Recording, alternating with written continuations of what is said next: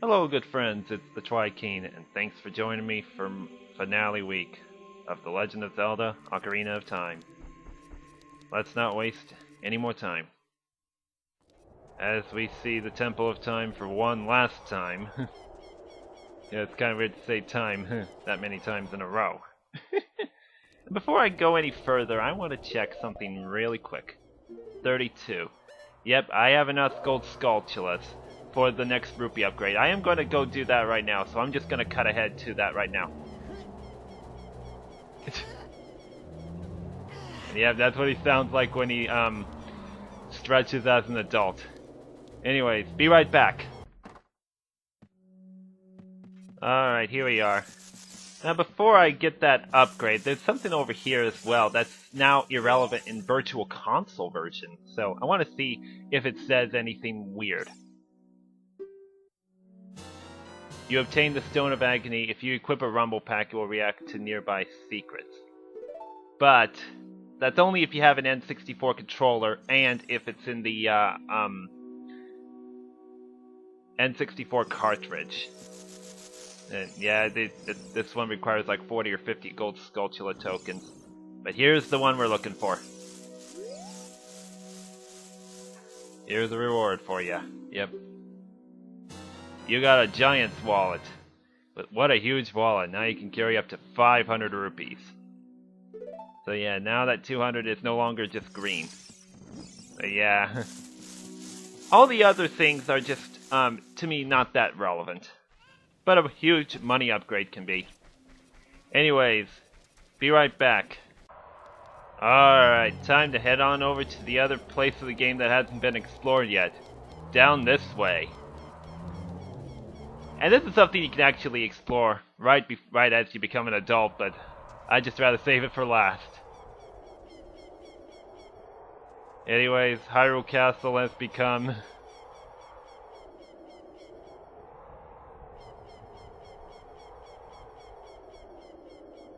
Gannons Castle. And look, isn't that just sad? See that kind of castle right here? And yeah, you got pretty much almost no other kinds of platforming and everything. But if you take a look at everything over here, yeah, you got more rocks right here. And you got a gold Skulltula right here, which I don't have to kill, but I want to. Just for the heck of it. And then you got something down here that looks like it's gonna not really be bombed, but actually more like lifted. Yeah, it even tells you can grab it, but can't do that. Not even the silver gauntlets can pull it off. So that's gonna have to be an issue taken care of much later on. But anyways, to get to the castle, you pretty much got no path to it. It's like, how else are we gonna get there? But at least walk up to the front, right here, and you get a cutscene. Throw the sage, yep.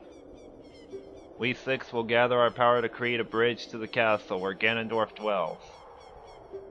The castle's keep, known as Ganon's Tower, protected by 6 evil barriers. Bring down those 6 barriers and save Princess Zelda.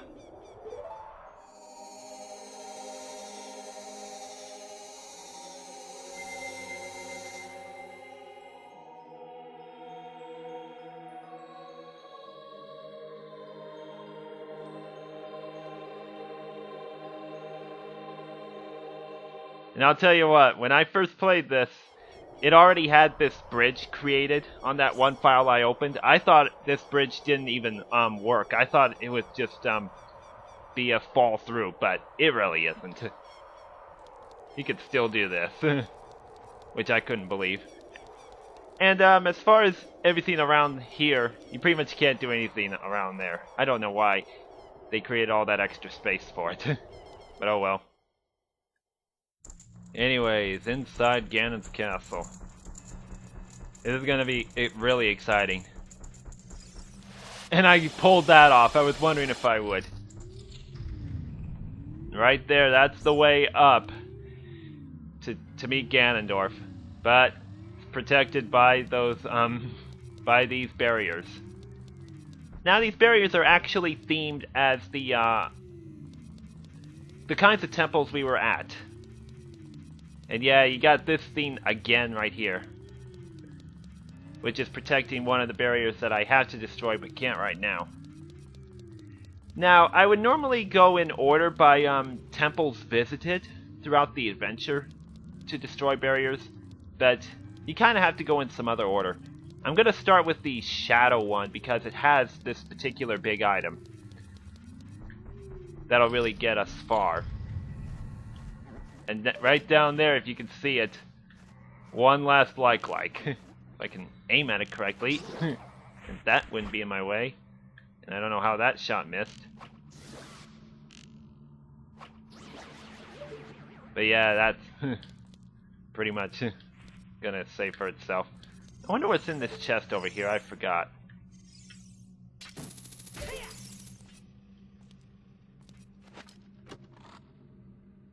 Oh, just 5 rupees. And yeah, if you look at the pit, it looks really solid, but you still die. Well, I mean, you still lose a heart, but you just still have to like start from the back of the beginning of the room. Now, when I played that one file that had the bridge created but not all the barriers brought down, I used to play it with using the fire arrow to hit that torch. But when I started to play my own file all the way through, I mean, starting off in Kokiri Forest all the way up to here, I didn't have the fire arrows with me. I didn't even know how to get them. So what I did was hook shot to the torch, used Din's fire on it, then hook shot back up to here, and walk along this pathway that's going to be created. Sometimes I would run out of time with it, but otherwise I would sometimes be successful. But it turns out I would need the fire arrows for the one barrier room that's going to be coming up. I'll show you what I mean by that. But not going to waste any more time. Let's just cross this little bridge here. And good thing I destroyed that like before I could have any chance of And yeah, I could have taken those steps, but I'm not going to worry about that. I could just use the hover boots to get over to that switch right there.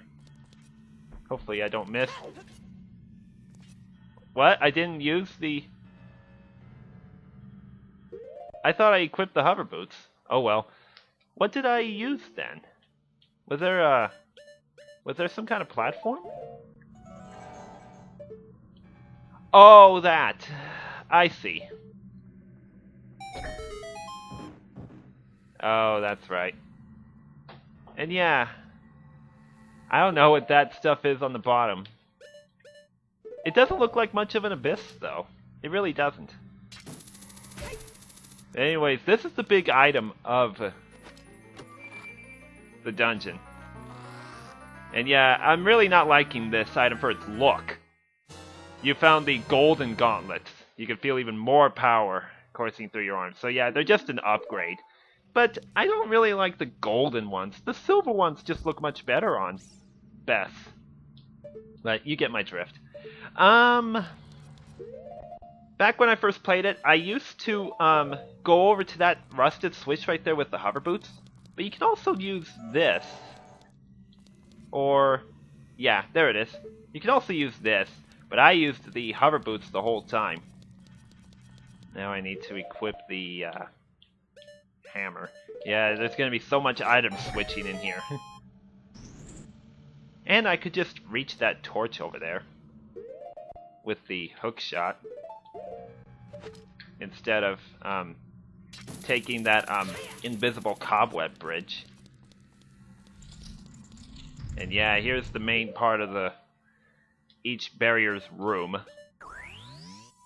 And you gotta use the light arrow to destroy it.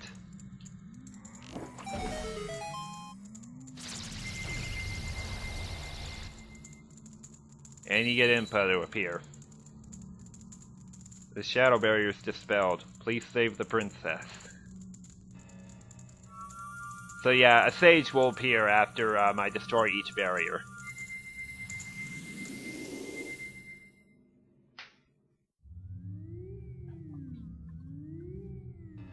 Well, 1 down, 5 to go. Okay, now I could go to any other one next, but I'll start with the fire one. And I'm actually going to equip the hover boots for this one because once I go inside, this platform right here, if you stand on it with regular boots, it will sink. But if you equip the hover ones, it won't. Which is kind of awkward. Kind of wasn't paying attention there a little bit. Hopefully I can... But yeah, it's silver rupee collecting. If I can get it... Yeah, the no traction thing is really bothering me, but I gotta use these hover boots for this room.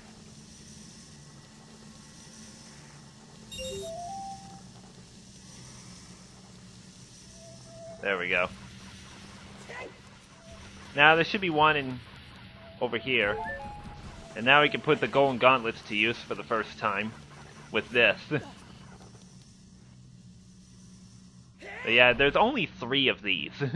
This is the first one. Actually, the third one. This is actually the third one we've seen. And yeah, it creates a little bridge right there.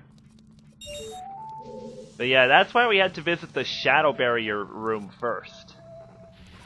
So that we could equip the golden gauntlets. I'm not worried about Torch Slug. I don't know if that rupee is the last one to collect or what. Okay, it is. Now, I have trouble with this a lot. Yeah, that's always gonna happen. But at least the rupees got all collected. So I can just already hook shot to the door. If only those guys would just stay out of my way. Get out of my way! Yeah, I don't know how torch slugs make the same noise as likes, but who cares? At least they're not as scary as them.